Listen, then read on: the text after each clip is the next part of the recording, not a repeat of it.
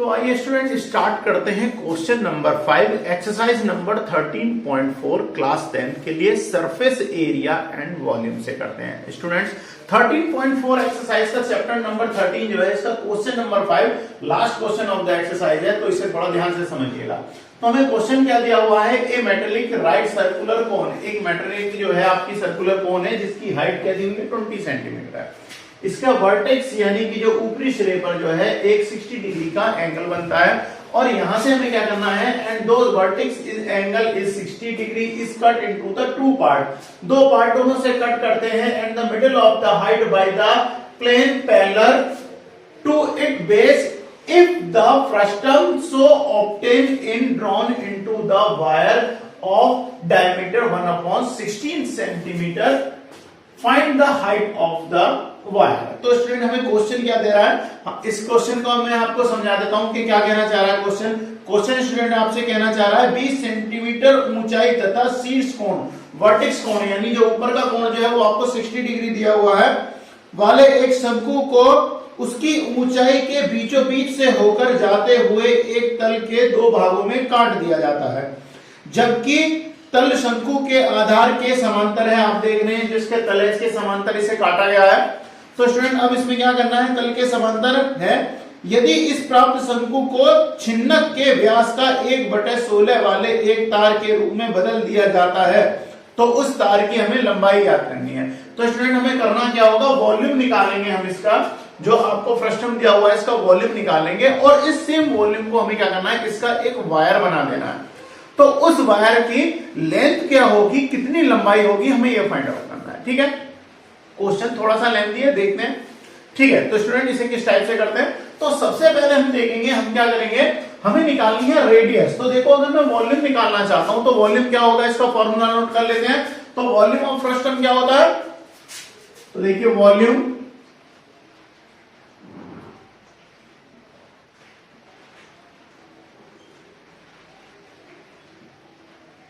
Of frustum क्या होता है स्टूडेंट, 1/3 पाई h r1 square plus r2 square और प्लस क्या होगा r1 इंटू r2।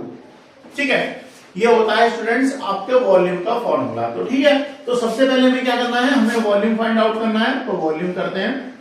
तो वॉल्यूम के लिए हमें क्या पता होना चाहिए, r1 और r2 की वैल्यू भी हमें पता होनी चाहिए। तो r1 r2 की वैल्यू कैसे निकालेंगे देखते हैं। तो देखो करना क्या है स्टूडेंट, जब देखिए जब हमारा ये एंगल ए है और ये पैरेलल लाइन इन्हें दो भागों में डिवाइड कर देगी तो ये एंगल क्या हो जाएंगे, 30-30 डिग्री के हो जाएंगे। ठीक है, क्या हो जाएंगे, 30-30 डिग्री के दो एंगलों में कट हो जाएगा। तो सबसे पहले हम निकालते हैं एंगल ए ई जी में। ठीक है, इन ट्राइंगल ए ई जी, इन ट्राइंगल ए ई जी। तो ए ई जी में क्या हो जाएगा, ए जी यानी E G upon A G equal to क्या हो जाएगा, tan 30। देखो tan बराबर क्या होता है, tan बराबर क्या होता है, लंबटे आधार होता है। तो ठीक है, लंबटे आधार हो जाएगा। तो यहां से आप देखेंगे हम ईजी की अगर हम यहां से वैल्यू निकालेंगे तो ईजी इक्वल टू क्या हो जाने वाला है, ईजी इक्वल टू tan 30 की हम यहां से वैल्यू निकाल लेते हैं। tan 30 इक्वल टू क्या होता है, 1/√3 और क्रॉस कर देंगे हम मल्टीप्लाई। तो ईजी की वैल्यू जो आ जाएगी वो स्टूडेंट क्या आ जाएगी आपकी, tan√3 √3 से √3 की हम कर देंगे मल्टीप्लाई। तो ये क्या बन जाएगा, tan√3/3। ठीक है, तो ये जो है आपकी ईजी की वैल्यू आ जाएगी। ईजी की वैल्यू क्या आ गई, यानी रेडियस कितनी आ गई आपकी, tan√3/3। ठीक है, तो अब एक और दूसरी निकाल लेते हैं। तो अब देखिए अब क्या करते हैं, सेम इसी तरीके से ट्राइंगल ए बी डी। तो अब हम निकालेंगे यहां से in triangle A B D, in triangle A B D same इसी तरीके से निकालेंगे। तो स्टूडेंट इसके अंदर क्या हो जाएगा, अब हम इसे कर देंगे B D upon A D equal to फिर से tan 30, क्योंकि यहां पर एंगल जो बन रहा है आपका वो कितने डिग्री का बन रहा है, 30 डिग्री का। ठीक है ना। तो अब यहां से हमें क्या करना है, अब स्टूडेंट हमें बीडी की वैल्यू फाइंड आउट करनी है। तो बीडी इक्वल टू क्या हो जाएगा, बीडी इक्वल टू कितना हो जाएगा, अब देखिए टोटल हाइट कितनी है, हाइट जो है वो क्या बन जाएगा, इसका बेस बन जाएगा तो 20 है आपकी हाइट, क्या दी हुई है 20। तो अब क्या कर देंगे 20 √3, ठीक है, इनटू क्या करेंगे, अब हमें क्या करना है √3 की मल्टीप्लाई कर देंगे और √3 से डिवाइड कर देंगे, तो 20√3/3। ठीक है, अब ये क्या हो जाएगी आपकी BD, यानी कि अब हमें दो रेडियस इसकी मिल चुकी हैं R1 और R2। तो R1 की वैल्यू क्या हो गई, तो स्टूडेंट यहां से आप देखिए R1 की वैल्यू क्या हो गई आपकी, R1 इक्वल टू कितना हो गया 10√3/3। ठीक है, R2 की वैल्यू क्या हो गई, R2 की वैल्यू हो गई 20√3/3। और आपको हाइट जो दी हुई है h की वैल्यू क्या हो गई है आपकी 20। ठीक है, तो अब स्टूडेंट हमें क्या करना है, वॉल्यूम फाइंड आउट करना है। तो पहले कर लेते हैं वॉल्यूम, तो क्या हो जाएगा, volume of frustum equal to क्या हो जाएगा, रखते हैं 1/3 इंटू पाई की वैल्यू हो जाएगी 22/7 इंटू हाइट क्या है स्टूडेंट। तो स्टूडेंट हमारी यहां पर हाइट क्या हो जाएगी, हाइट अगर हम यहां से नोट करेंगे तो हाइट हो जाएगी आपकी, तो देखिए हाइट क्या है आपकी, सॉरी फ्रस्टम की स्टूडेंट क्या हो जाएगी 20 - 10 करेंगे तो ये हमारा 10 ही सेक्शन की हाइट बनेगी, तो 20 नहीं हम यहां करेंगे 10। ठीक है, तो ये हाइट भी क्या हो जाने वाली है 10।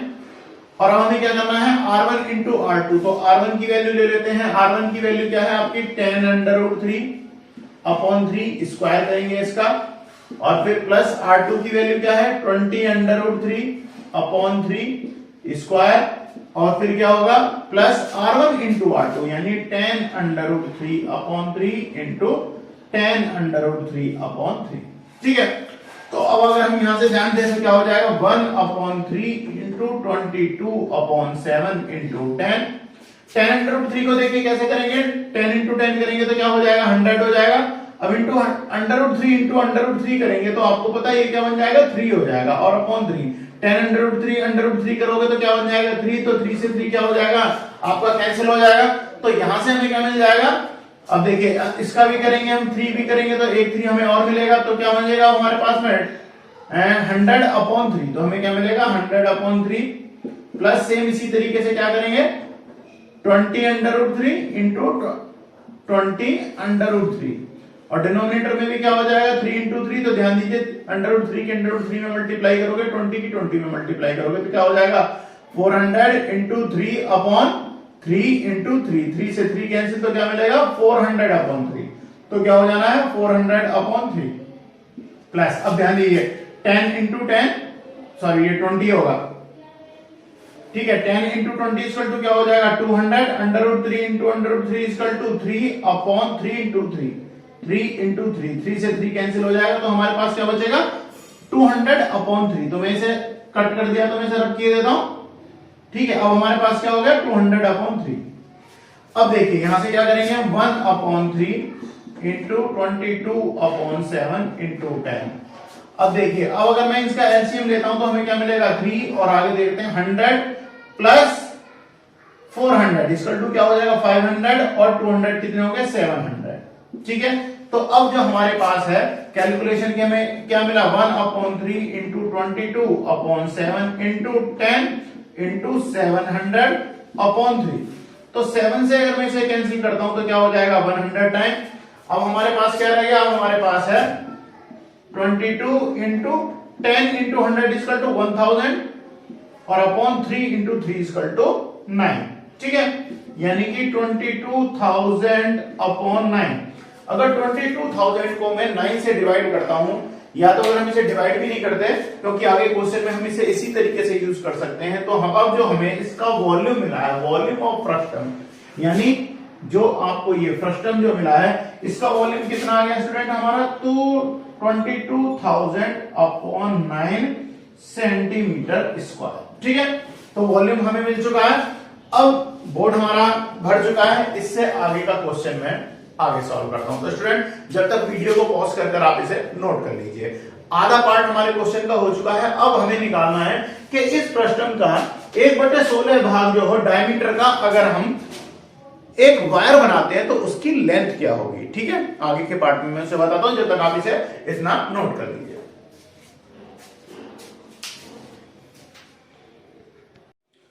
तो स्टूडेंट्स अभी तक हमने क्या निकाला था, जो फ्रस्टम था उसका आयतन हमने यानी वॉल्यूम हमने निकाल लिया था। अब हमें क्या निकालना है, अब हमें एक वायर बनानी है जिसका कि हमें क्या है 1/16 डायमीटर वाले एक तार के वायर के रूप में से चेंज करना है और हमें निकालना है कि उसकी लंबाई क्या होगी। तो स्टूडेंट देखिए, तो सबसे पहले हम देखते हैं, हमने वॉल्यूम जो था वो फाइंड आउट कर लिया था। फ्रस्टम का वॉल्यूम क्या आया था आपका 22,000/9। तो अब हमें क्या करना है, वायर की लंबाई निकालनी है। तो अब क्या हो जाएगा, सबसे पहले हमें वायर की रेडियस पता होनी चाहिए।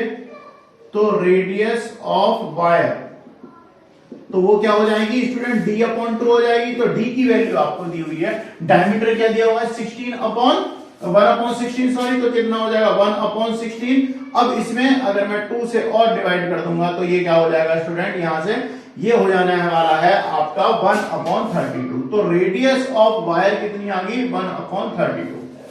ठीक है, तो हमें यहां से रेडियस मिल गई है। अब हमें क्या करना है, हमें लेंथ फाइंड आउट करनी है। तो मान लेते हैं